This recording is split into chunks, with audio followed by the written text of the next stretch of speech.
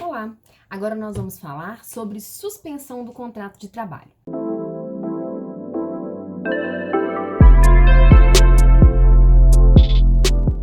Bem, a suspensão do contrato de trabalho, ela implica em não trabalho, então o empregado deixa de prestar serviços, o empregador não pagará salários e também não terá a contagem do tempo de serviço do período em que o contrato estiver suspenso. Então não há trabalho, não há pagamento de salário e não há contagem de tempo de serviço. Nós temos algumas hipóteses de suspensão do contrato de trabalho. Uma delas é a suspensão disciplinar. O que é a suspensão disciplinar? Ela está lá no artigo 474 da CLT. É o famoso balão, que as pessoas leigas falam balão. É quando o empregado comete alguma falta contratual e o empregado dá uma punição, uma penalidade de suspensão. Então, ele fica sem trabalhar e o período em que o empregado deixar de trabalhar será descontado do seu salário. Ao contrário do que muitas pessoas pensam, a suspensão não pode ser só de 3 dias, no máximo 7 dias. Ela pode ser, segundo o artigo 474, de até 30 dias. Vai depender da gradação. Isso deve ser uma medida pedagógica que deve ser aplicada aos poucos. Mas o limite máximo de suspensão é de 30 dias.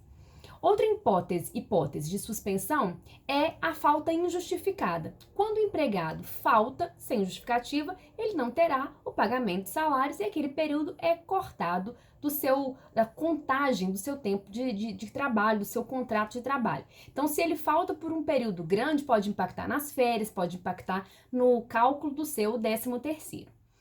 Uma outra opção é o que está estabelecido no artigo 476A da CLT, que é a suspensão do contrato de 2 até 5 meses e neste período o empregado fará um curso de qualificação. Então, é a suspensão do contrato para qualificação profissional.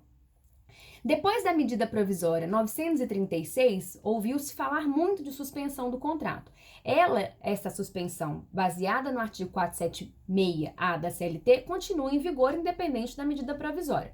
Aqui os prazos são elevados e o requisito é que o empregado curse, que ele faça um curso de qualificação. O único detalhe é que a medida 936, ela disse que esse curso pode ser virtual, considerando a pandemia que atualmente o Brasil está vivendo. Esse tipo de suspensão tem que estar previsto em acordo ou em convenção coletiva e deve ser acordado com o empregado, ou seja, o empregado deve anuir. Se o empregado não aceitar, não haverá acordo. O empregador poderá utilizar essa hipótese, essa suspensão, uma vez a cada 16 meses e durante o período de suspensão o empregador não vai pagar salários e não vai pagar qualquer benefício. Pode até dar algum valor compensatório, mas não há obrigação por parte da lei. Entretanto, durante esse período, o empregado recebe uma bolsa de qualificação, cujo valor é exatamente o mesmo do cálculo do seguro-desemprego. E durante o período de suspensão, o empregado tem uma garantia de emprego. Se o empregador dispensá-lo durante a suspensão ou nos 3 meses, quando ele retornar ao trabalho, além dos valores pagos pela rescisão, a empresa também deverá pagar uma multa a ele.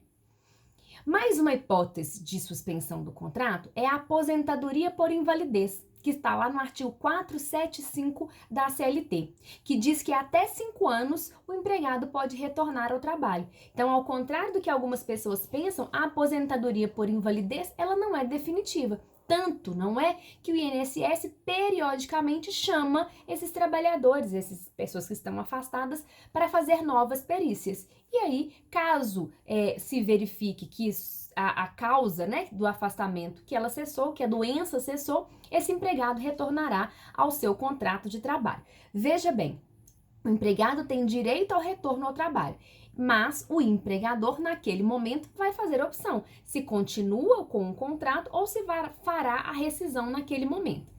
Mas é importante pensar o seguinte: como que depois de 5 anos o empregador vai fazer essa rescisão contratual? Ele vai levar em consideração o último dia trabalhado. Então, não importa se foram 5 anos depois, se foi 1 ano, isso não importa. Vai ser contabilizado o último período trabalhado.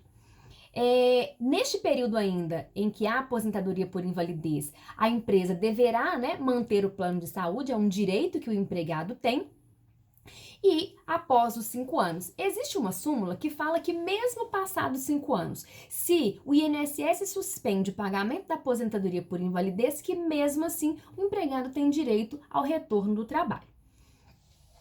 Também em hipótese de suspensão do contrato, a greve. Durante o período de greve, os salários vão ficar suspensos, exceto se houver algum tipo de julgamento, alguma ação judicial em que determine o pagamento, ou então se houver um acordo entre as partes para pagamento, para compensação dos dias paralisados.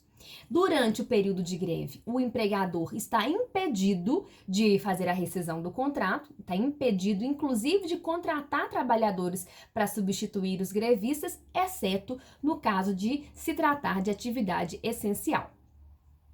Temos ainda como hipótese de suspensão o exercício de cargo público. Então, o exercício de cargo público, por exemplo, um vereador, ele poderá ter o seu contrato em vigor, entretanto, suspensas as obrigações do empregador enquanto durar o seu mandato.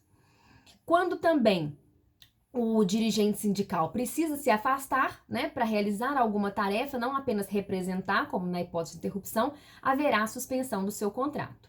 Temos a questão da violência doméstica. A mulher, que está sob a égide da Lei Maria da Penha, também por até 6 meses poderá ter o seu contrato de trabalho suspenso. São situações em que às vezes ela precisa mudar de endereço, ficar em outro lugar até que a sua segurança seja restabelecida. Então, por até 6 meses. E uma situação também interessante, que é a prisão preventiva do empregado, que está lá no artigo 131 da CLT. A prisão preventiva que a gente se refere aqui não é nada técnico como lá no direito penal. A prisão preventiva é simplesmente aquela onde ainda não houve sentença penal transitada em julgado. Então é algo que ainda depende de uma manifestação do judiciário. Eu gosto sempre de contar um caso que, apesar de antigo, ele foi bastante interessante. O goleiro Bruno, que ele jogava pelo Flamengo, quando houve o caso da Elisa Samúdio, ele jogava pelo Flamengo. E a presidente do Flamengo, ela convocou uma entrevista coletiva e no primeiro momento ela disse que o Bruno estava dispensado por justa causa. E ela não deu a informação adequada, ela não foi bem assessorada. Porque ainda havia um processo, ainda havia informações a serem averiguadas, enfim, ele tinha um direito de defesa dele.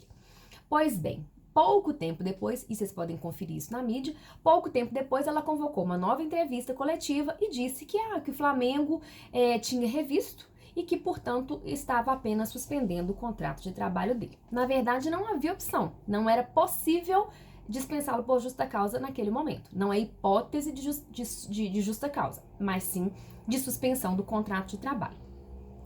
Durante o período em que o contrato está ou interrompido ou suspenso, como nós já vimos algumas hipóteses, o empregador está impedido de dispensar o empregado.